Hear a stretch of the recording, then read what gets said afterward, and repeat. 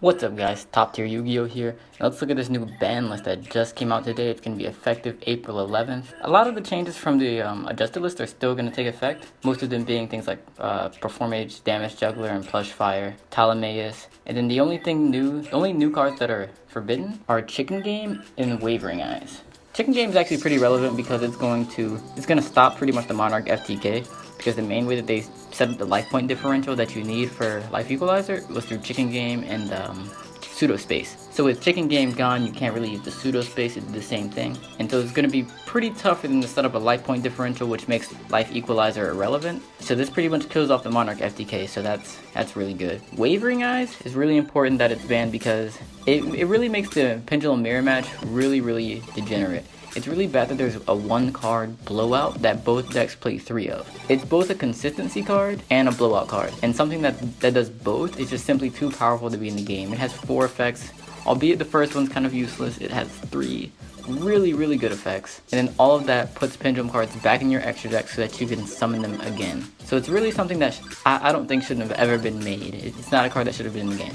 So I'm happy with it being banned. Then no traps are banned. For the limited section, we still have Luster Pendulum the Draco Slayer, Monkey Board Joker, same as the adjusted list. The only difference for the regular monsters is Wisdom Eye Magician, and so this hurts the Pendulum Magician archetype a little bit. I mean, it's good because it can search both high and low scales while putting it level 4 in your extra deck, but personally I don't think this is worth being limited. I just don't think it has that power level, but I'm fine with it, I guess. Next we have NORDEN, and this is really good for stopping not Monarch FTKs, but FTKs in general. There are a lot of FTKs that use NORDEN. I know there's a Blaze Phoenix FTK, and there's some card coming out for it in the next set, so I remember people were talking about NORDEN probably getting hit or Instant Fusion. And so, I mean, if it's all for stopping an FTK, I'm fine with NORDEN being hit. Although it does hurt my soul a little bit as a water player. This hurts because this gives me a lot more consistent access to Abyss Dweller and other water Xyzs. And so I'm gonna miss having 3 Nordens, but if it's to stop an FTK, I'm fine with that. Then we have Thousand Eyes Restrict, which, alright, who cares? Ignister Prominence the Blasting Draco Slayer. This hit is huge, I think, because it was pretty much Draco Pal's main out to Cosmos, and so with only one of them, that really takes away a lot of your options you can do. That means when you summon your first Ignister, you pretty much have to win with it because you don't have any more outs to Dark Destroyer and things like that, except for Utopia the Lightning. But I think that really hurts a lot. And also the fact that it summons Draco Slayers from the deck, it doesn't need any setup aside from the Luster Pendulum and the other synchro material.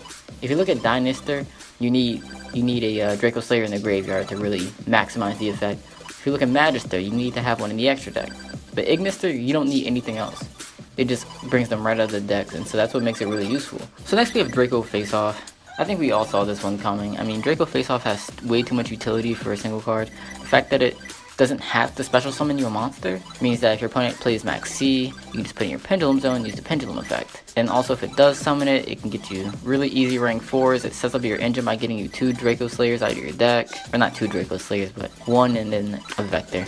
But it's still good, so I think we all saw this going to 1. Next we have Reasoning, which is sort of a hit to Cosmo, but I don't think any Cosmo players are too worried about this.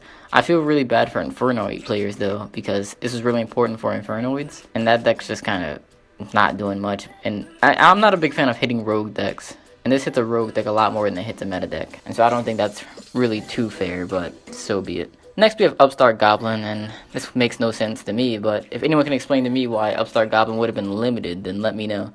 I just don't think this card is worthy of being limited. I mean, if you look at the power level of the other limited spells like Soul Charge, Sacrifice, Royal Tribute, like Preparation of Rites, like all of these cards up here are extremely powerful, and I just don't see Upstart Goblin as being on the same level.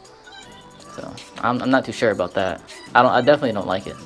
The semi-limits, we have Debris Dragon, which I don't think too many people are gonna look at right now. But I think when Crystal Wing comes out in about a month, I think Debris Dragon might be a lot more important. The only bad thing is that it takes both your normal summon, and you need to have another monster in your graveyard, so it takes a little bit of setup. But I think a 1-card Crystal Wing Synchro Dragon is worth looking at. Then we have Allure of Darkness back to 2, and Dark Support's always been good, so I'm not too surprised by this. I don't think it'll make a huge difference in the meta, but it is there for dark decks that need a draw engine, so alright. Then we have Emergency Teleporte 2, which is another supposed hit to Cosmo. But it's only one card. I don't think this is really a big deal at all. And so, we'll see where that goes. I mean, Cosmo decks are still going to play 2, obviously, so it doesn't really change much. Then for the unlimited cards, we have Dark Magician of Chaos, which is awful with the errata. Tragodia, which is just awful. Advanced Ritual Art, maybe abused, maybe. And then Crush Card Virus, which is also really bad with the errata. And so that's about it with the new ban list. The main thing was that they really killed Draco Pals. Monarchs and Burning Abyss surprisingly weren't touched at all. Cosmo wasn't really touched either, outside of Emergency Teleport and Reasoning, but those aren't really big hits on the deck. So I'd say Cosmo were left unscathed, really. This whole list was pretty much to kill Draco Pals and pretty much other pendulum strategies with Wavering Eyes and Wisdom Eye going to 1, so this pretty much just hurts pendulums, nothing else. Well, except Infernoids.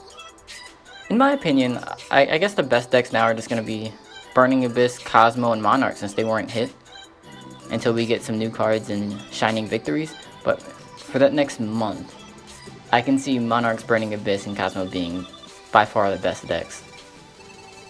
And so, thanks for watching, guys. Tell me what your thoughts are on the list, what you're going to be playing this format.